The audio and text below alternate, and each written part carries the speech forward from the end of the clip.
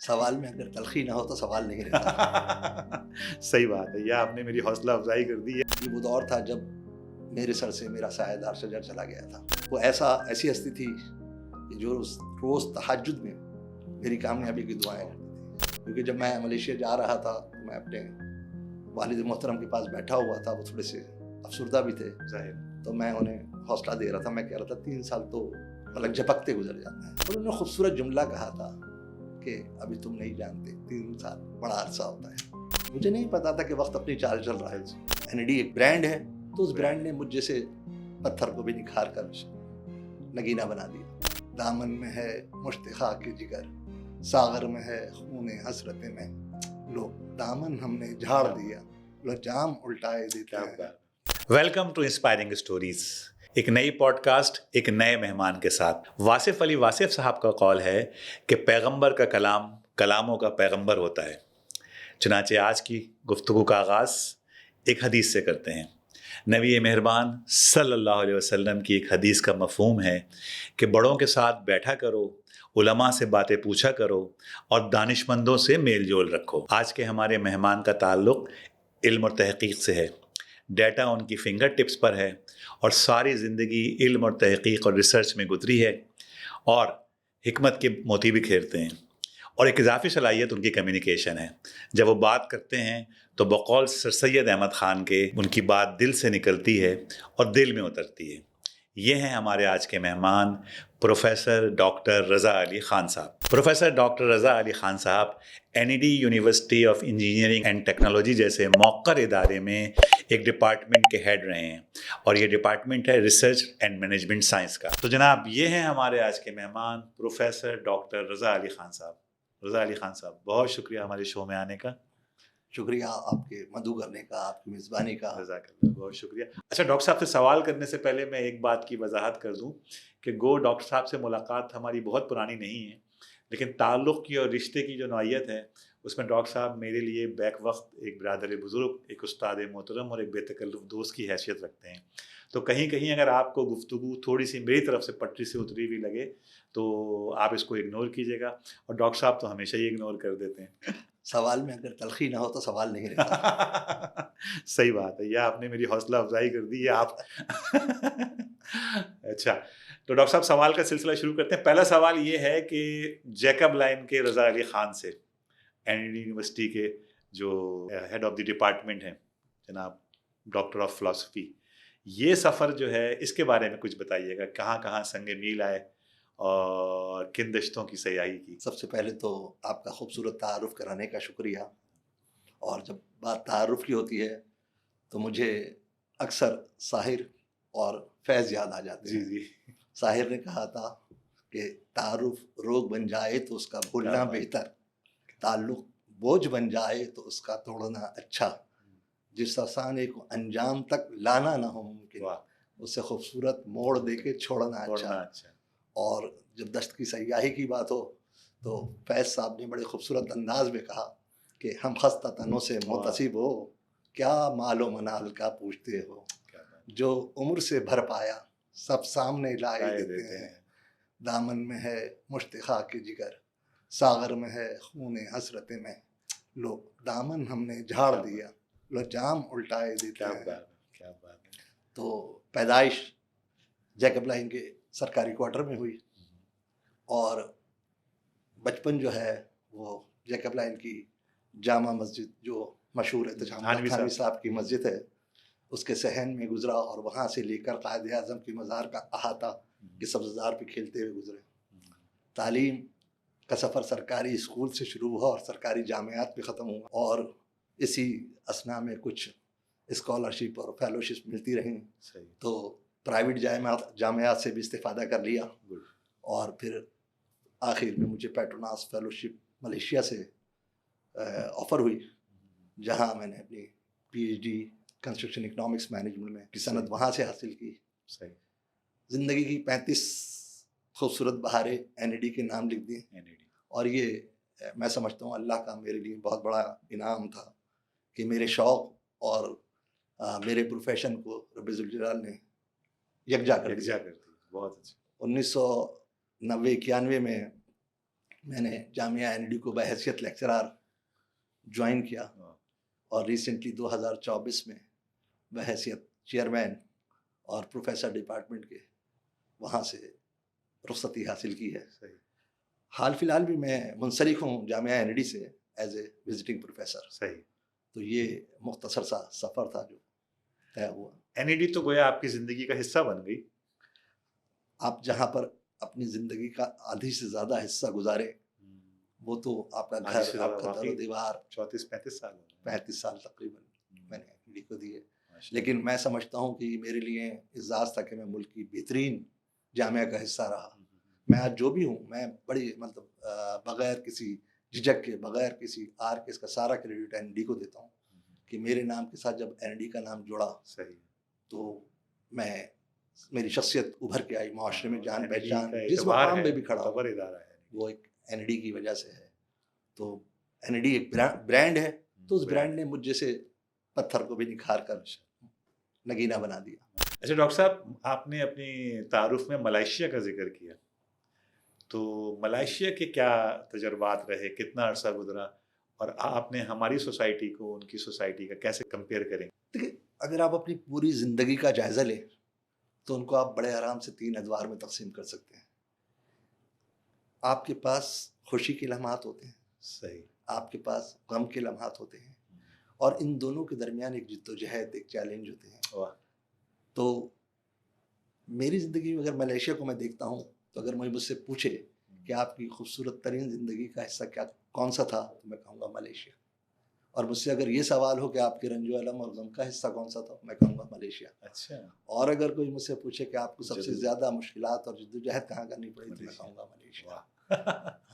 اور اس کے پیچھے پوری ایک داستان اور کہانی ہے، کیونکہ ملائیشیا میں میرا خوبصورت ترین لمحہ وہ تھا جب میں اپنی PhD کا جو مقالہ تھا وہ مکمل کر چکا تھا اور سبمٹ کر چکا تھا، اور میں نے اپنی فیملی سے یہ وعدہ کیا تھا کہ جب وہاں کانوکیشن ہوگا تو میں آپ سب کو بلاؤں گا، ابھی میں آپ کو لے کے نہیں جا رہا.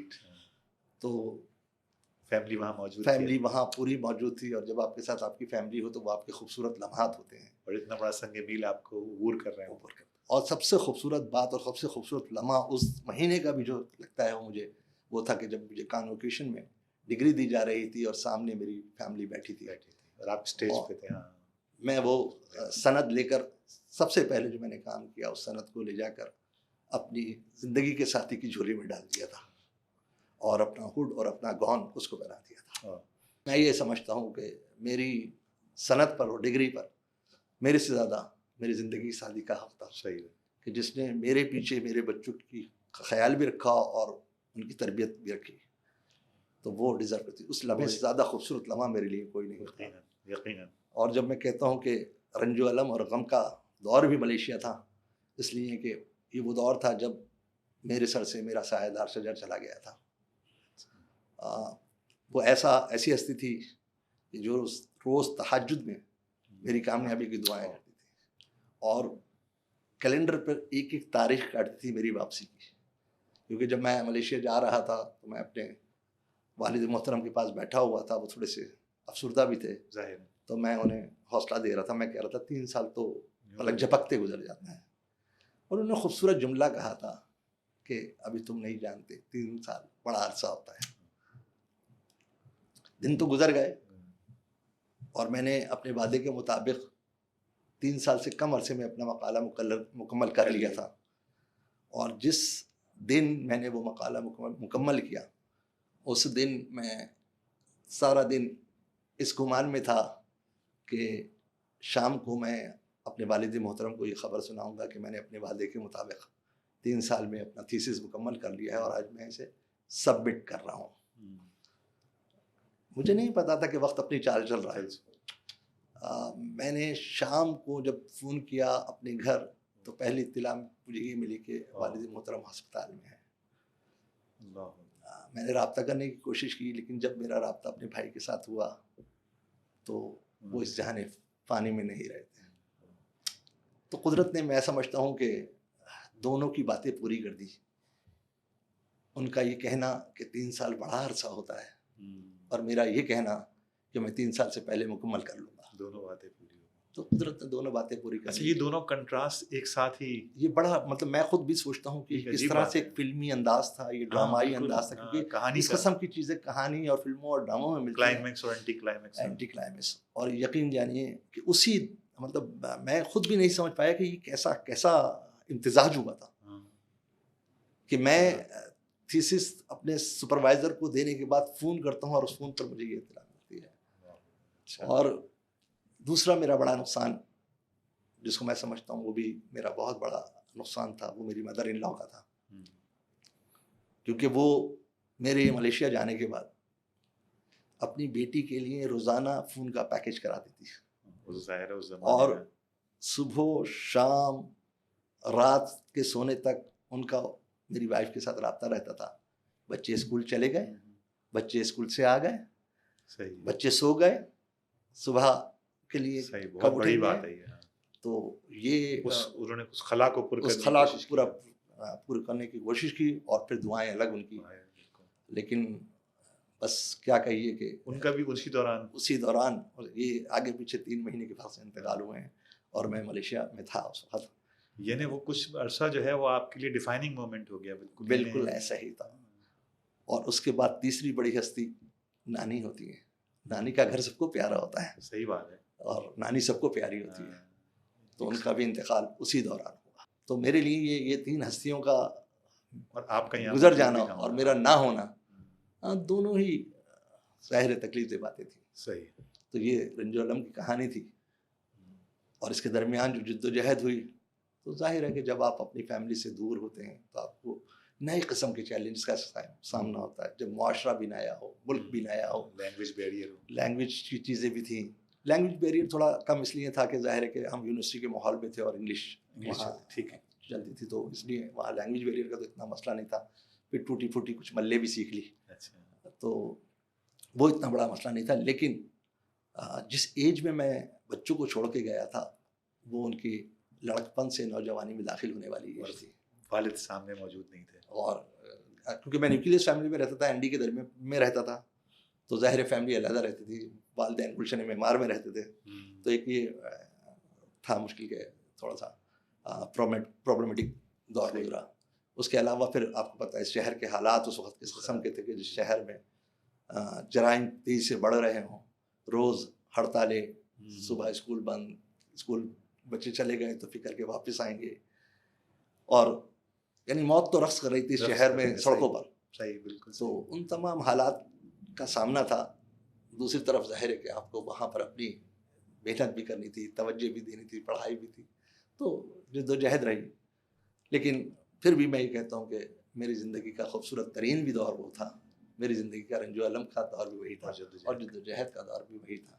آپ نے سوال کیا کہ آپ کس طرح کمپیریزن کرتے ہیں, کس طرح فرق کرتے ہیں پاکستان اور ملیشیا میں. میں اس کو سمجھتا ہوں کہ ملیشیا اور پاکستان کے اندر 3 چیزوں کا بڑا فرق ہے. اچھا. پہلی چیز یہ ہے کہ ملیشیا کو بہترین قیادت کی صورت میں مہاتیر محمد مل گیا. صحیح. ایک وژنری لیڈر مل گیا, رہنما مل گیا ملیشیا کو. ہماری بدقسمتی ہے, ہم مہاتیر محمد سے محروم ہیں. مہاتیر محمد سے محروم ہیں. صحیح. دوسری ملیشیا کی خوش قسمتی یہ ہے کہ اس کو چائنیز قوم مل گئی.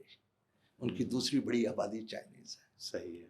جو بڑی محنتی ہے, اور جو ملیشیا میں انڈسٹری کو بوسٹ کیا ہے, پروفیشنلز ہیں, چائنیز نے کیا ہے. پاکستان کے پاس چائنیز قوم نہیں ہے اس قسم کی. اور تیسری جو بہت اہم بات ہے وہ یہ ہے کہ ملیشین بہترین فالوور ہیں. اچھا. اور ہمارے یہاں ہر ایک لیڈر ہے. آپ ان کو جو سبق پڑھا دیا گیا اس سے ہلا نہیں سکتے.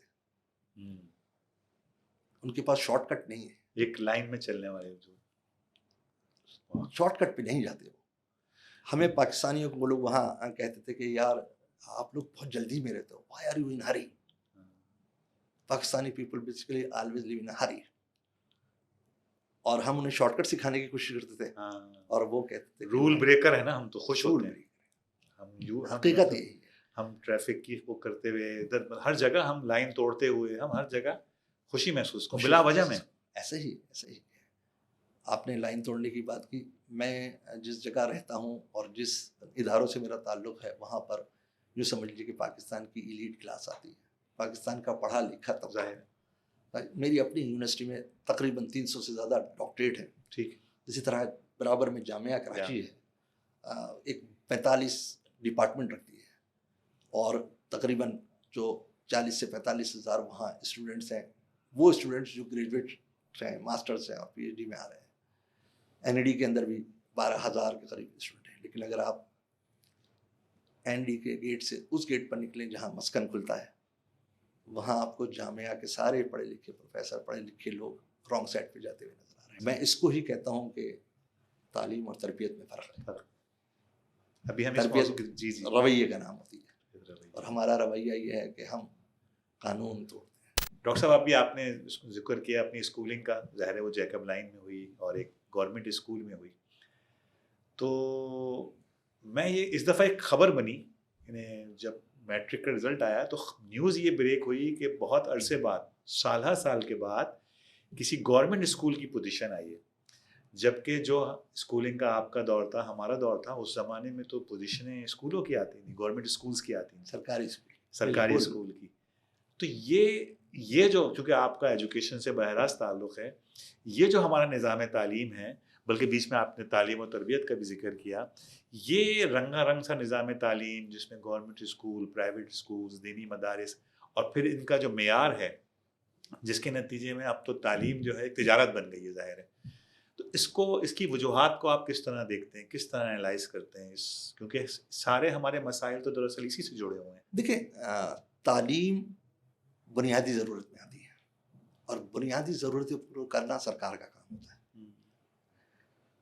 ہماری سرکار نے اور جو بھی حکومتیں رہیں, ان کی سب سے آخری ترجیح تعلیم تھی, کیونکہ وہ اچھی طرح سمجھتے تھے کہ تعلیم شعور دیتی ہے, سوال اٹھانا سکھاتی ہے, اور اگر یہ سب باتیں عام عوام تک پہنچ گئی سوال اٹھیں گے, تو سوال بھی اٹھیں گے اور ان کے مفادات پہ ضرب بھی لگے گی اور ان کا اقتدار خطرے میں آ جائے گا. صحیح.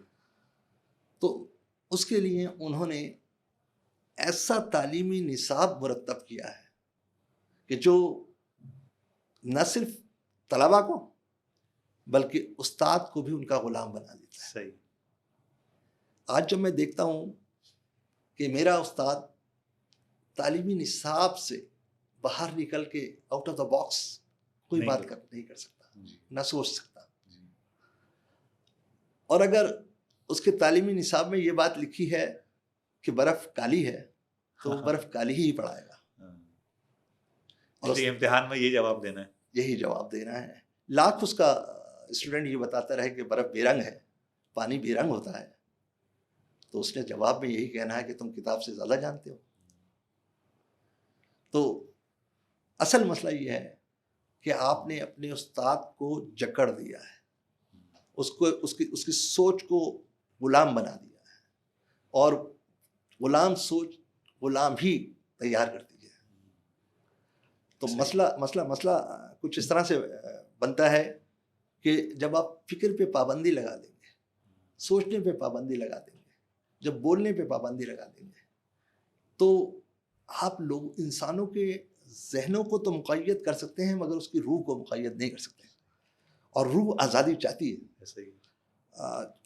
ہوتا یہ ہے کہ جتنا سخت نظام میں آپ ذہن کو جکڑتے ہیں, روح اتنی ہی شدت سے جدوجہد کرتی ہے, اور جب آپ کی روح اتنی شدت سے جدوجہد کرتی ہے تو ہوتا ہی یہ ہے کہ بعض اوقات وہ اپنی آزادی کی بات تو بھول جاتی ہے اور بے لگامی اور بے راہ روی کی بات بالکل صحیح کی طرف چلی جاتی ہے, کیونکہ وہ اس جد و جہد میں اتنی سخت ہو جاتی ہے, تشدد پسند ہو جاتی ہے. اس کے حرکات و سکنات جو ہوتی ہیں وہ اس زنجیر کو توڑنے کے لیے نفرت کی حد تک چلے جاتے ہیں. تو جیسے ہی وہ آزاد ہوتی ہے تو وہ پھر بے لگامی کی طرف جاتی ہے. بالکل ٹھیک ہے. یہ جو ذہنی ارتقاء ہے نا, یہ آزادی جس کو ہم کہتے ہیں, یہ اصل میں تو شعور کی ارتقاء ہے نا. جی. آپ نے اس کو راستے کو بند کر دیا, بند کر رکھا ہے. سوال اٹھانے پر پابندی ہے, سوال اٹھانے پہ پابندی ہے آپ کے, تو روح پھر کیا کرے, وہ پھر بے لگامی کی طرف جاتی ہے جو معاشرے میں ابتری پھیلائے گی، بالکل صحیح. نظم و ضبط کو توڑ دے گی. تو یہ المیہ ہے ہمارا، جگاڑیں تلاش کرے گی. حقیقت یہی ہے. تو بالکل صحیح. بہت کاش کہ اس کے اوپر ہمارے ارباب اختیار جو ہیں وہ کچھ سوچ بچار کریں، لیکن خیر. اچھا ڈاکٹر صاحب آگے چلتے ہیں. لیکن میں اس میں ایک اور بات بھی کہتا ہوں کہ اس میں سارا قصور سرکار کا نہیں ہے. میں اکثر یہ بات کہتا ہوں کہ سارا قصور سرکار کا نہیں ہے. ہم سرکار کو تو ایک طرف رکھ سکتے ہیں نا یہ کہہ کر کہ وہ سرکار جو اپنی اخلاقی ذمہ داری پوری نہیں کرتی، جو اپنی آئینی ذمہ داری پوری نہیں کرتی، وہ عوام کی ذمہ داریاں کیا پوری کرے گی. لیکن ہمارا اپنا طرز حیات جی اس کو بدلنے کی ضرورت ہے. ہمیں اپنے رویے کو بدلنے کی ضرورت ہے. ہم بڑی وہ خوبصورت سی بات ہے کہ ہم آج اگر میں کہوں کسی سے کہ یہ کتاب ہے اور 500 روپے کی ہے تو وہ اس کو مہنگی سمجھتا ہے. لیکن اسی لمحے وہ آن لائن کر کے بوفا یا برگر منگا لیتا ہے 2000 روپے کا. اس سوچ، اس طرز حیات کو بدلنے کی ضرورت ہے. وہ جو ہاف پلیٹ ایک ڈرامہ ہے نا، بہت خوبصورت، یہی تھیم ہے اس کی. بالکل ایسا ہی ہے. اور آپ یہ دیکھیے کہ اگر آپ کو یاد ہو تعلیم بالغان معین صاحب کا لکھا ہوا، جی جی پاکستان آزاد ہونے کے تھوڑے عرصے بعد لکھا تھا. جی 50s میں شاید. 50s کا ڈرامہ ہے وہ. جی جی. اور آج ہم 2024 میں بیٹھے ہیں، کوئی تبدیلی کوئی نہیں. آپ اپنے پرانے 50 کے خاکے دیکھ لیجئے، آپ انور مقصود کے پروگرام تازے ہیں بالکل. وہی بجلی کے چیزیں آج بھی ہم ڈسکس کر رہے ہیں. وہی شناختی کارڈ کے اسی جگہ ہم وہی سڑکوں کا ٹوٹا ہوا ہونا.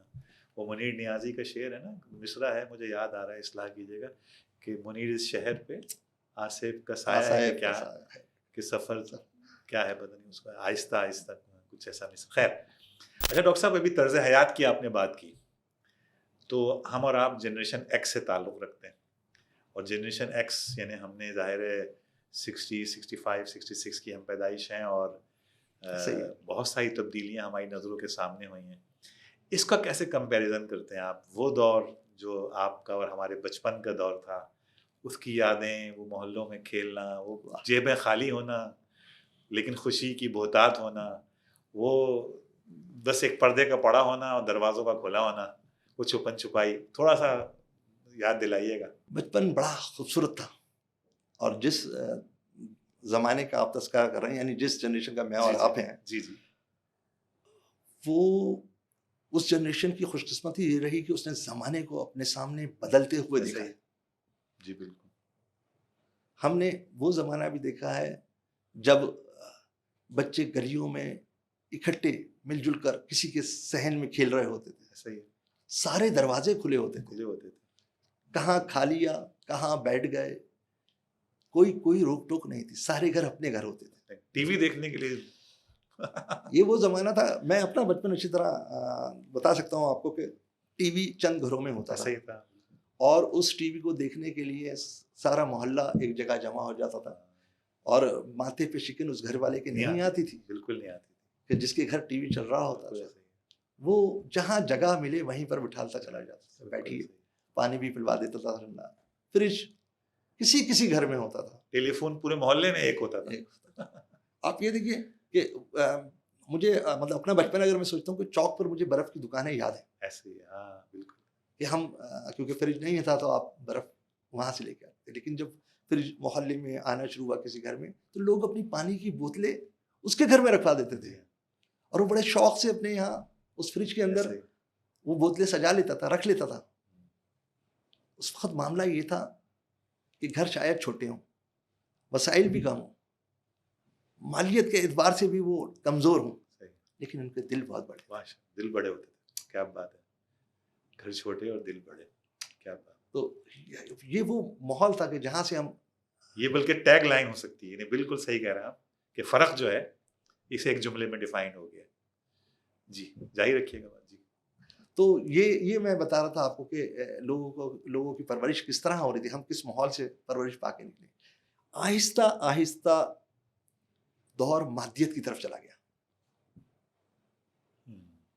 اور اس کی بہت بڑی وجہ یہ تھی کہ ہم نے مادیت اپنے بچوں کے ذہنوں میں اس کا زہر انڈیلا ہے، باقاعدہ انڈیلا ہے. میں اگر آپ سے پوچھوں کہ آپ کے والد محترم یا آپ کے بزرگواروں کی کیا خواہش تھی، ایک جملہ سننے کو ملتا تھا، بڑے آدمی بنو. لیکن اس بڑے آدمی کی ڈیفینیشن کیا تھی؟ صحیح بات. بڑا گھر، بڑی گاڑی، اچھے ملبوسات، نوکر چاکر. تو اگر میں آج پلٹ کے دیکھتا ہوں تو میں بڑا آدمی تو بن گیا، فطرت کی بیساکھیوں پہ کھڑے ہو کے میں نے ایک مقام تو حاصل کر لیا، لیکن کیا میں بڑا انسان ہوں؟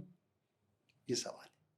کاش انہوں نے اس جنریشن کو، یا جو ہماری جنریشن، بڑے آدمی کی جگہ بڑا انسان بننا سکھایا ہوتا. یہ وہ فرق ہے. بالکل صحیح. جب آپ اس جنریشن پہ آتے ہیں تو ہمیں یہ یاد رکھنا چاہیے کہ یہ جنریشن ٹیکنالوجی کی جنریشن ہے. یہ اس دور کی جنریشن ہے کہ جس نے، یعنی جس کے سامنے دنیا سمٹ کر اس کی ہتھیلی پہ آ گئی ہے. انفارمیشن ایج ہے. آج میرے سامنے پوری دنیا کھلی پڑی ہے، بلکہ پوری کائنات کھلی پڑی ہے. دنیا کی رنگینی، بالکل دنیا کی رنگینی میرے سامنے ہے. دنیا کی خوبصورتی، رہنائی، بلند و بالا عمارتیں، عیش و عشرت کی زندگی، سب میرے سامنے موجود ہے، جس نے میری خواہشات نفس کو بڑھا دیا. اور جب آپ کی خواہشات نفس بڑھ جائیں، یا جہاں نفس بے لگام ہو جائے، وہاں پھر اسی قسم کے معاملات ہوتے ہیں جو ہمارے معاشرے میں سے. مجھے گوتم بدھ یاد آیا. گوتم بدھ نے بڑی خوبصورت بات کہی. اس کے نزدیک زندگی کا مقصد درد اور غم سے نجات ہے. درد اور غم سے نجات. وہ کہتا یہی ہے کہ انسانی زندگی کا مقصد درد اور غم سے نجات چاہنا ہے. اور وہ بتاتا ہے کہ تم اس درد اور غم سے نجات صرف اس صورت میں پا سکتے ہو کہ جب تم ضبط نفس سیکھ جاؤ. ٹھیک ہے. اور اس نے بڑی مزے کی بات کی. اس نے کہا کہ یہ ضبط نفس حاصل کیسے ہوتا ہے، اس کی وہ 8 جہتیں بیان کرتا ہے. وہ کہتا ہے کہ پہلی چیز ہے تمہاری نیت کا درست ہونا. اب ذرا آپ دیکھیں کہ گوتم بدھ ایک بات کہہ رہا ہے کہ پہلی جہت ضبط نفس کے لیے ضروری ہے کہ نیت درست ہو آپ کی. صحیح. اور ہم کہتے ہیں انما الاعمال بالنیات. بالکل صحیح. اس نے اسی طرح جہت بتائی کہ جناب نیت کے درست ہونے کے بعد دوسری بڑی چیز ہے کہ آپ کی فکر درست ہو. تیسری بڑی چیز کہتی ہے کہ آپ کا عمل درست ہو، آپ کا فہم درست ہو، آپ کی گفتگو درست ہو. اور جب لا کے وہ ختم کرتا ہے اس سے زیادہ خوبصورت بات کرتا ہے. وہ کہتا ہے کہ درست معاش اور درست روزگار. اب ان پہلے جملے کو اور آخری جملے کو، یعنی آخری جہت کو ذرا جوڑے تو نیت درست، معاش درست، روزگار درست. ہم بھی تو یہی بات کہتے ہیں کہ اگر تم حلال رزق کما لو گے تو تمہاری بہت ضبط نفس حاصل ہو جائے گا. صحیح. کیونکہ یہ جو ہمارے جسم کو پروان چڑھانے کے لیے رزق کی ضرورت ہے. صحیح. اور اگر وہ رزق پاکیزہ ہے، صحیح، تو ہماری سوچ پاکیزہ ہے، ہمارے اعمال پاکیزہ ہیں، تو معاشرہ تو درست ہو جائے گا. بالکل صحیح. تو یہ معاشرے کی ترکیب ہے جو بتائیے. اور صرف اسی نے نہیں، میں کیونکہ کتابیں پڑھنے کا بہت شوقین ہوں، دل دادا ہوں، سمجھ لیجیے میرا مشغلہ ہی کتابیں پڑھنا ہے. جی. اور خاص کر مختلف تھنکرز کو پڑھنا. جی. زمانوں کو پڑھنا کہ اس دور میں زندگی کیسے گزرتی تھی، ان کے جو تھنکرز تھے، ان کے جو شعوری لوگ تھے، وہ کیا سوچتے تھے، وہ اپنی قوم کو کیا دیتے تھے. تو وہ اگر آپ کنفیوشس اپنے خطبات میں اور اپنے پیغامات میں ایک کردار تخلیق کرتا ہے، جونزی. اور جونزی وہ اس شخص کو کہتا ہے جو صاحب کردار ہے، اچھا، اخلاق والا ہے. صحیح. اور پھر ساتھ ساتھ یہ بھی کہتا ہے کہ جونزی صرف اشرافیہ طبقہ نہیں ہوتا، اچھا، اقتدار والا طبقہ نہیں ہوتا. جونزی ہر کوئی بن سکتا ہے، کیونکہ اس کے نزدیک یہ ہے کہ نیکی کاشت کی جاتی ہے. ٹھیک ہے. اور اس کے نیچے وہ لاتا ہے کہ 4 بڑی جہتیں بتاتا ہے. جس طرح گوتم بدھ نے 8 جہتیں بتائی تھی، 4. اس کے نظر میں سب سے امپورٹنٹ چیز جو ہے وہ ایفا ہے. اچھا. مخلص ہونا، وفا. ٹھیک ہے. اور اس وفا کو کہتا ہے کہ سب سے پہلی تمہاری وفا جو ہوگی جو حاکم ہے اس کے ساتھ ہوگی, سرکار کے ساتھ ہوگی, یا حاکم اعلیٰ کے ساتھ ہوگی. ٹھیک ہے. دوسری وفا آپ کی نمبر پہ آپ کی فیملی, آپ کا گھر, آپ کے بچے, یہ صحیح. تیسرے نمبر پہ وہ دوستوں کو رکھتا ہے, اور چوتھے نمبر پر اجنبیوں کو رکھتا ہے. اچھا. وہ کہتا ہے کہ اگر تمہیں یہ ڈیسائیڈ کرنا پڑے کہ اجنبی اور دوست کے درمیان ایفا کس کے ساتھ کی جائے گی, تو دوست کے ساتھ کی. صحیح, یہ پریورٹی ہے. یہ پرائورٹی ہے. دوست اور فیملی میں ایفا فیملی کے ساتھ کی جائے گی. فیملی اور حاکم اعلیٰ کے ساتھ ایفا حاکم اعلیٰ کے ساتھ. صحیح. تو وہ اس بات کو کہتا ہے کہ جناب یہ پرائورٹی, اس طرح سے ترجیحات ہوں گی. پھر مزے کی بات کہتا ہے کہ اس میں سب سے خاص بات ہے جس کو وہ شو کا نام دیتا ہے. وہ کہتا ہے کہ شو جو ہے نا, یہ بنیادی طور پر انسان کی وہ خصوصیت ہے جو ہر جونزی کے اندر پیدا ہونا چاہیے. اظہار. شو, اظہار. ٹھیک ہے. اظہار. اور وہ اظہار وہ کہتا یہ ہے کہ جناب جو چیز تم اپنے لیے پسند نہیں کرتے وہ دوسروں کے لیے بھی پسند نہیں کرو. یہ شو ہے. صحیح. یہ اظہار ہے کہ جو کام تمہیں پسند نہیں ہے وہ دوسروں کے لیے بھی پسند نہیں کرو. اب اگر اس بات کو سامنے رکھ لیں آپ, تو اس کی ساری توجہ اس بات پر ہے کہ کیا نہیں کرنا. صحیح. صحیح. جب میری اور سامنے والے کی اور معاشرے میں ہر فرد کی توجہ یہ ہو کہ یہ نہیں کرنا ہم نے, تو معاشرہ خود بخود ٹھیک ہو جائے گا, خوبصورت ہو جائے گا. بالکل صحیح ہے, بالکل صحیح. تو یہ چیزیں ہیں جو مجھے آپ کے اس گفتگو سے یاد آ گئیں, تو میں نے آپ کے سامنے بہت کر دیا. نئی باتیں ہیں, اور ہم سب کے لیے میرا خیال ہے, کم سے کم میرے لیے تو بالکل یہ نیا وہ ہے, ڈائمینشنز ہے.